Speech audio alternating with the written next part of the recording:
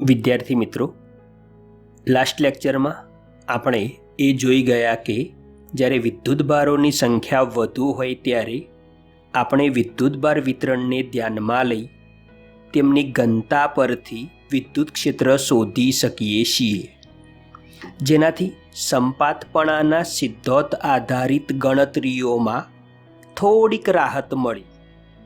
ગૌસના નિયમના અતિ સરળ સ્વરૂપે જટિલ ગણતરીઓમાંથી મુક્તિ માટે એક આશાનું કિરણ આપણા મનમાં ઉત્પન્ન કર્યું. પરંતુ અગાઉના લેક્ચરમાં જ ઉલ્લેખ કર્યો હતો કે Gauss law is always applicable but not always useful. આપણે સ્વતંત્ર વિદ્યુતભારોનું ક્ષેત્ર શોધવા માટે તો ગૌસના નિયમનો ઉપયોગ જોઈ ગયા, પરંતુ જ્યારે વિદ્યુતભારોની સંખ્યા વધુ હોય ત્યારે તેના વિતરણ પર આ નિયમ તો જ સરળતાથી લગાડી શકાય જો વિદ્યુતભારોના તંત્રમાં સમમિત ગાઉસિયન પૃષ્ઠ લઈ શકાય. વિદ્યાર્થી મિત્રો, આપણે ગૌસના નિયમના ઉપયોગો પર જતા પહેલા સમમિત ગાઉસિયન પૃષ્ઠની વાત કરી લઈએ. તો અહીં પ્રથમ આકૃતિમાં એક બિંદુવત વિદ્યુતભારને એક ગોળાના કેન્દ્ર પર મૂકેલો વિચારીએ. આ ગોળાની સપાટી પર ઉદાહરણ તરીકે આપણે ત્રણ બિંદુઓ A, B અને C નો વિચાર કરીએ. તો ત્રણેય બિંદુઓ વિદ્યુતભારથી સરખા અંતરે આવેલ છે. તો ત્રણેય બિંદુઓ પાસે જે આપણને વિદ્યુત ક્ષેત્ર મળશે એ સમાન મળશે. તો આ જ પ્રમાણે ગોળાની સપાટી પરના દરેક બિંદુઓ વિદ્યુતભારથી સરખા અંતરે આવેલ હોવાથી સપાટી પરના દરેક બિંદુ પાસે આ બિંદુવત વિદ્યુતભારનું વિદ્યુત ક્ષેત્ર સમાન હશે. તો અહીં આપેલ જે ગોળાકાર પૃષ્ઠ છે એ કેન્દ્ર પર મૂકેલા બિંદુવત વિદ્યુતભાર માટે સમમિત છે એવું આપણે કહી શકીએ. જ્યારે આ આકૃતિમાં એક બિંદુવત વિદ્યુતભારને એક સમઘનના કેન્દ્ર પર મૂકેલો વિચારીએ. તો અહીં ત્રણ બિંદુઓનો આપણે વિચાર કરીએ, બિંદુ A, B અને C. આકૃતિમાં દર્શાવ્યા પ્રમાણે આ ત્રણેય બિંદુઓ વિદ્યુતભાર Q થી જુદા જુદા અંતરે આવેલા આપણે જોઈ શકીએ છીએ. એટલે આ બિંદુવત વિદ્યુતભારોના લીધે જો આપણે બિંદુ A પાસે, બિંદુ B પાસે અને બિંદુ C પાસે વિદ્યુત ક્ષેત્ર શોધીશું તો ત્રણેય બિંદુઓ પાસે વિદ્યુત ક્ષેત્રના મૂલ્યો આપણને જુદા જુદા મળશે. તો અહીં આપણે એવું કહી શકીએ કે કેન્દ્ર પર મૂકેલા બિંદુવત વિદ્યુતભાર માટે સમઘન પૃષ્ઠ એ સમમિત પૃષ્ઠ નથી. હા, અગાઉ જોયું એ પ્રમાણે બંને ગાઉસિયન પૃષ્ઠની સપાટીમાંથી પસાર થતું કુલ ફ્લક્સ તો અહીં પણ સમાન જ Q/ε0 જ મળશે. આટલી પૂર્વ ભૂમિકાને અંતે આપણે ગૌસના નિયમનો ઉપયોગ કરી અનંત લંબાઈના સીધા સમાન રીતે વિદ્યુતભારિત તારને લીધે કોઈ બિંદુ પાસે વિદ્યુત ક્ષેત્ર કેવી રીતે શોધી શકાય તે જોઈએ. સૌપ્રથમ આપણે વિદ્યુત ક્ષેત્રની દિશા નક્કી કરીએ. તો વિદ્યુત ક્ષેત્રની દિશા નક્કી કરવા માટે અહીં આકૃતિમાં એક અનંત લંબાઈનો રેખીય વિદ્યુતભાર ઘનતા લેમ્ડા ધરાવતો એક તાર દર્શાવ્યો છે. ધારો કે આ તાર પરના કોઈ બિંદુ O થી તારને લંબ રૂપે R જેટલા અંતરે આવેલા કોઈ P બિંદુ પાસે આપણે વિદ્યુત ક્ષેત્ર શોધવું છે. અહીં તાર એ સમમિત અક્ષ છે, તેથી O થી તારને લંબ કોઈ પણ દિશામાં R જેટલા અંતરે આવેલા બિંદુઓ પાસે વિદ્યુત ક્ષેત્રનું મૂલ્ય સમાન થશે. એટલે કે આકૃતિમાં R જેટલી ત્રિજ્યા લઈ દોરેલ વર્તુળ પરના દરેક બિંદુઓ તારની સાપેક્ષે સમતુલ્ય થશે. અહીં આપણે નમૂના તરીકે 3 બિંદુઓ P, P' અને P" દર્શાવેલ છે. અહીં આપણે O બિંદુથી R જેટલું અંતર કોઈ પણ દિશામાં લંબ રૂપે લઈએ તો એ દરેક બિંદુ પાસે વિદ્યુત ક્ષેત્રનું મૂલ્ય સમાન મળે છે. એટલે કે R ત્રિજ્યાનું આ તારની આજુબાજુ આપણે જો વર્તુળ વિચારી લઈએ તો એ વર્તુળના તમામ બિંદુઓ પર વિદ્યુત ક્ષેત્ર સમાન હોવાથી એ વર્તુળ પરના તમામ બિંદુઓ એ સમતુલ્ય બિંદુઓ થશે. હવે અહીં P બિંદુ પાસે વિદ્યુત ક્ષેત્રની દિશા નક્કી કરવા આપણે આકૃતિમાં દર્શાવ્યા અનુસાર O થી તાર પર પરસ્પર વિરુદ્ધ દિશામાં સરખા અંતરે આવેલા બે સમાન નાના ખંડો P1 અને P2 ની જોડ વિચારો. પ્રથમ આ જોડના લીધે P બિંદુ પાસે વિદ્યુત ક્ષેત્ર શોધવું છે.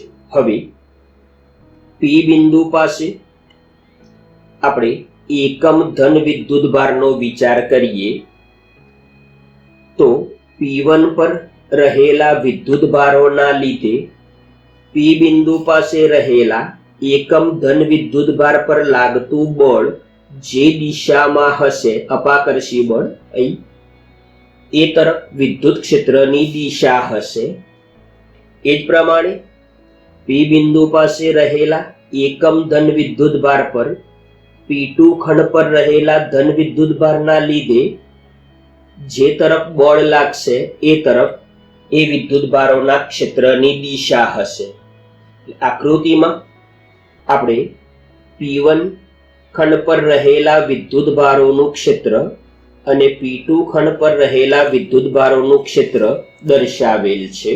હવે P1 અને P2 ખંડ પરના વિદ્યુતભારોના લીધે P પાસે વિદ્યુત ક્ષેત્રો અને એના ઘટકોની દિશાઓ એ આકૃતિમાં દર્શાવ્યા મુજબ થશે કે DE1 તો એના બે ઘટકો, એક -DE1 sin θ1 અને એનો બીજો ઘટક DE1 cos θ1 એ આ રીતે મળશે. એ જ પ્રમાણે વિદ્યુત ક્ષેત્ર DE2 ના બે ઘટકો DE2 sin θ2 એ આ રીતે અને DE2 cos θ2 એ આપણને આ રીતે મળશે. હવે આકૃતિની સમમિતિ પરથી આપણે જોઈ શકીએ છીએ કે અહીં કેન્દ્રથી આ બંને સૂક્ષ્મ ખંડો આપણે સરખા અંતરે લીધેલા છે, જેથી આ બંને સૂક્ષ્મ ખંડોથી P બિંદુના અંતરો પણ સમાન છે, જેના લીધે અહીં θ1 અને θ2 એ બંને સમાન હશે. તો બંનેની જગ્યાએ આપણે θ લઈએ અને બંને સૂક્ષ્મ ખંડો સરખા છે એટલે બંને પર વિદ્યુત ભાર પણ સરખો હશે, જેના લીધે બંનેથી મળતા ક્ષેત્રોના મૂલ્યો પણ સમાન હશે.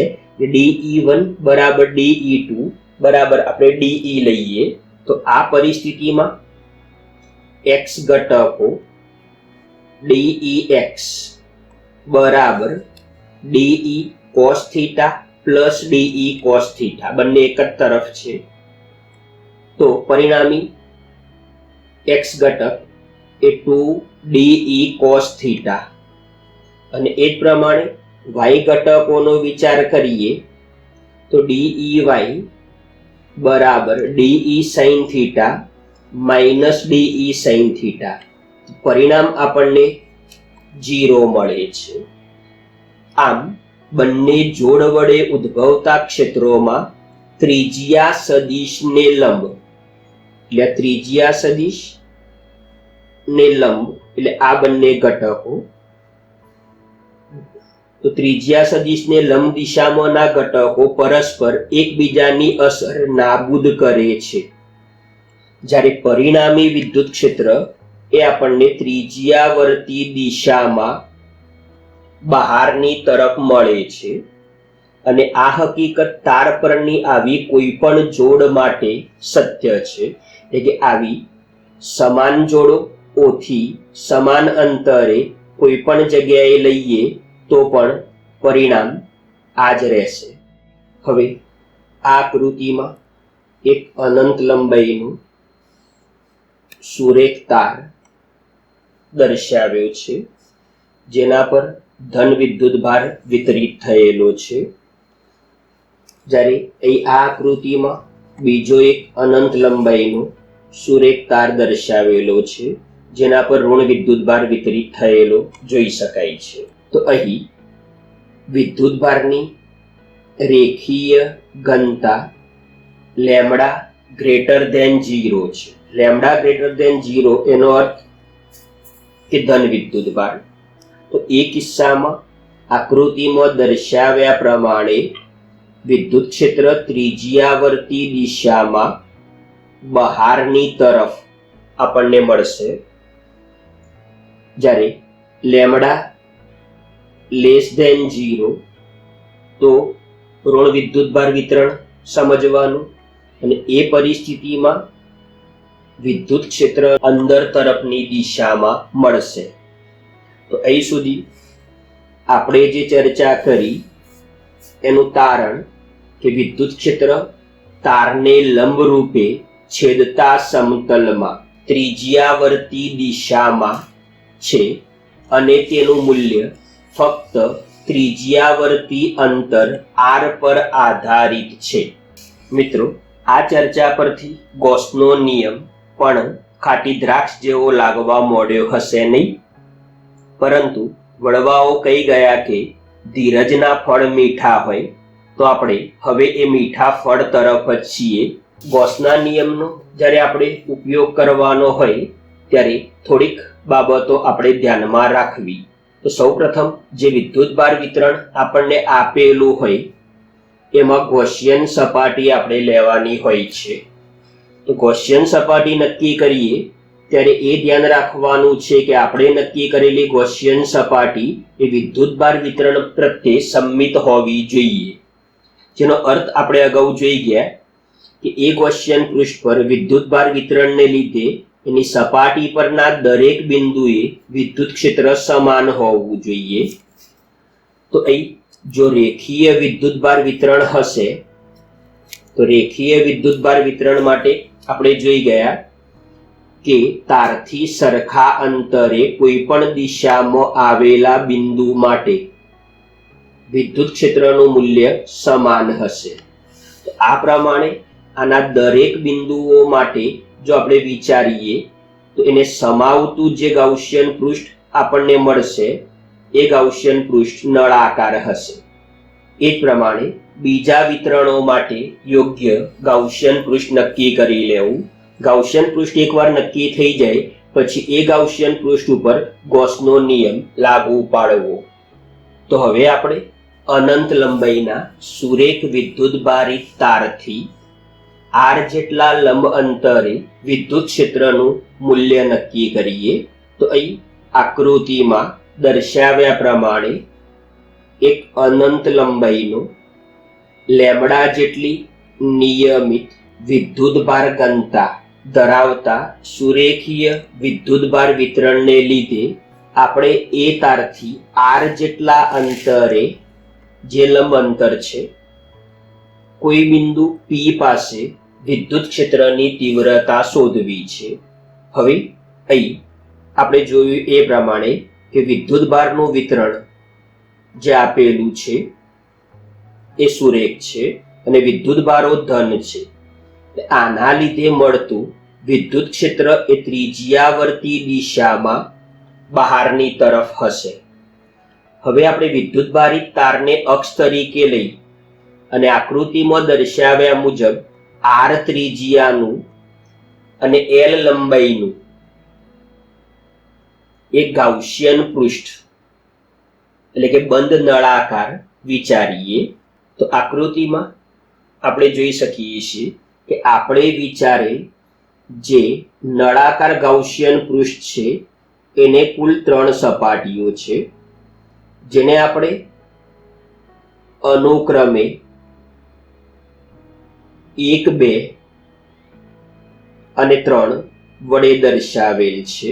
તો આપણે દર્શાવેલ જે સપાટીઓ છે 1 અને 3 એ બંને વર્તુળાકાર સપાટીઓ છે, જ્યારે સપાટી 2 એ નળાકારની વક્ર સપાટી છે. અહીં અગાઉ ચર્ચા કરી એ પ્રમાણે કે આ નળાકારની સપાટીના દરેક બિંદુ પાસે વિદ્યુત ક્ષેત્રનું મૂલ્ય સમાન હશે અને દિશા એ ત્રિજ્યાવર્તી બહારની તરફ હશે.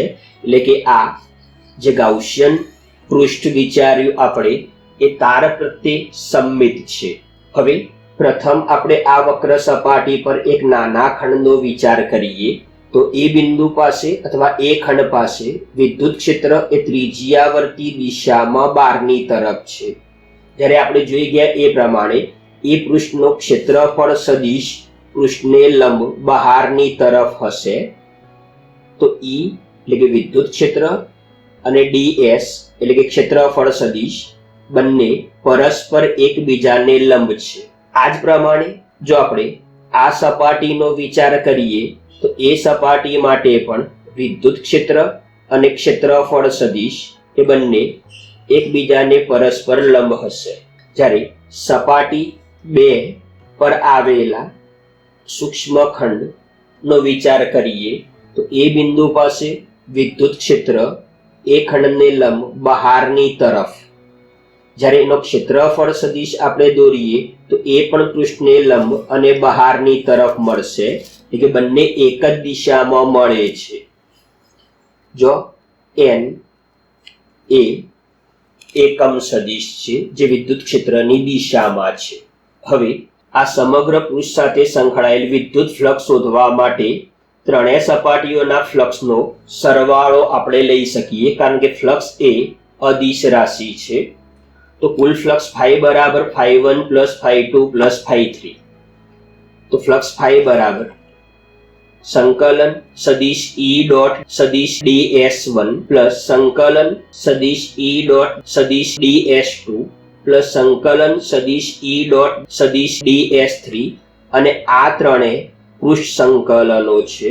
હવે પ્રથમ સપાટી માટે EDS1 cos 90, જ્યારે એ જ પ્રમાણે સપાટી 3 માટે EDS3 cos 90, જ્યારે સપાટી 2 માટે E અને ds એક જ દિશામાં છે તો EDS2 cos 0. તો અહીં cos 90 બરાબર 0, એટલે આ પદ અને આ પદ બંને 0 થઈ જશે.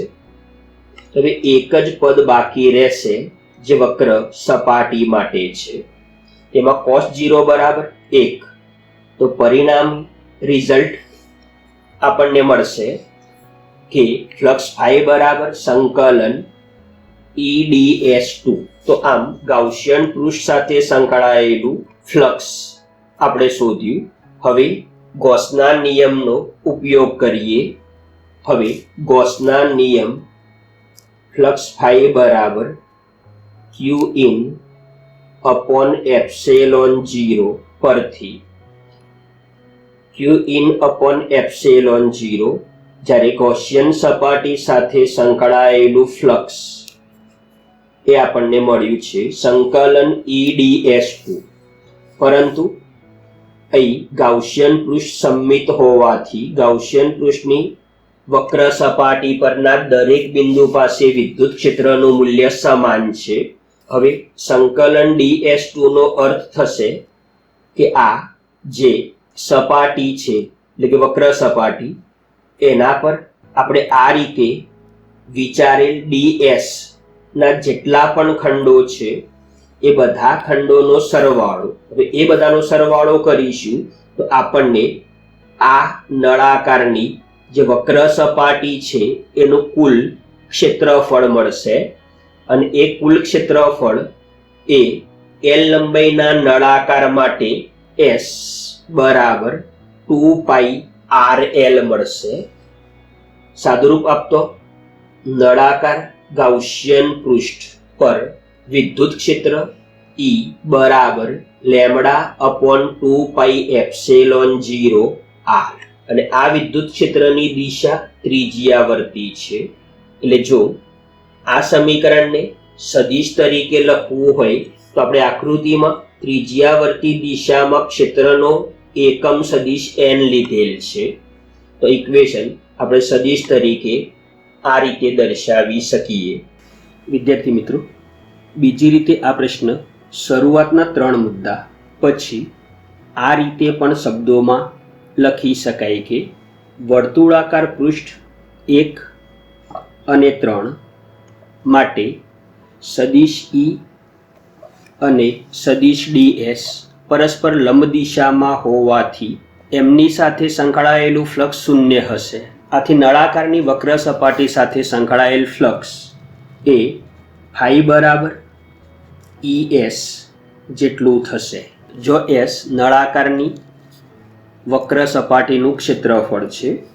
હવે ગૌસના નિયમ અનુસાર Qin/ε0 બરાબર ES અને બાકીની થિયરી જે પ્રમાણે છે એ પ્રમાણે લખી લેવી. હવે સમીકરણને સરળ સ્વરૂપે રજૂ કરવા માટે 2 વડે ગુણતા અને 2 વડે ભાગતા આપણને સમીકરણમાં 1/4πε0 પદ મળે છે ને 1/4πε0 ની જગ્યાએ આપણે જો k લખીએ તો ઇક્વેશન આપણને મળશે E બરાબર 2kλ/r. આ ઇક્વેશન એક્ઝામ્પલ અને MCQ માટે ઉપયોગી છે. બીજી એક બાબત નોંધી લઈએ કે બિંદુવત વિદ્યુતભારમાં આપણે જોયું કે વિદ્યુત ક્ષેત્ર E એ અંતરના વર્ગના વ્યસ્ત પ્રમાણમાં છે. વિદ્યુત ડાયપોલમાં આપણે જોઈ ગયા કે જ્યારે શરત R greater than A હોય એટલે કે અંતર R એ A ની સરખામણીમાં ઘણું મોટું હોય ત્યારે વિદ્યુત ડાયપોલનું ક્ષેત્ર એ અંતરના ઘનના વ્યસ્ત પ્રમાણમાં છે. જ્યારે આ ઇક્વેશનમાં આપણે જોઈ શકીએ છીએ કે અનંત લંબાઈના સુરેખ વિદ્યુતભારી તાર માટે વિદ્યુત ક્ષેત્ર એ અંતરના વ્યસ્ત પ્રમાણમાં છે. હવે ઘણીવાર તમને એવો કોઈ પ્રશ્ન પૂછે કે અનંત લંબાઈનો તાર આપેલો છે અને એ તાર પર r અંતરે કોઈ વિદ્યુતભાર q રહેલો છે તો એ q વિદ્યુતભાર પર લાગતું બળ કેટલું? તો એ વખતે આપણે F બરાબર QE જાણીએ છીએ. તેમાં ફક્ત E ની કિંમત શોધીને મૂકી દઈએ તો આપણને આ બિંદુ પાસે મૂકેલ વિદ્યુતભાર q પર લાગતું બળ મળી જશે અને એ બળના લીધે આ વિદ્યુતભારમાં ઉત્પન્ન થતો પ્રવેગ શોધવાનું કહ્યું હોય તો ફક્ત F ની જગ્યાએ આપણે ma મૂકી અને એ વિદ્યુતભારનો પ્રવેગ પણ આપણે શોધી શકીએ છીએ જે વિદ્યુતભારના મૂલ્યના સપ્રમાણમાં પણ દળ અને અંતરના વ્યસ્ત પ્રમાણમાં થશે. વિદ્યાર્થી મિત્રો, થિયરી તૈયાર કરવા માટે જો જરૂર જણાય તો સ્ક્રીનશોટ લઈ અને થિયરી તમારી નોટબુકમાં લખી લેશો.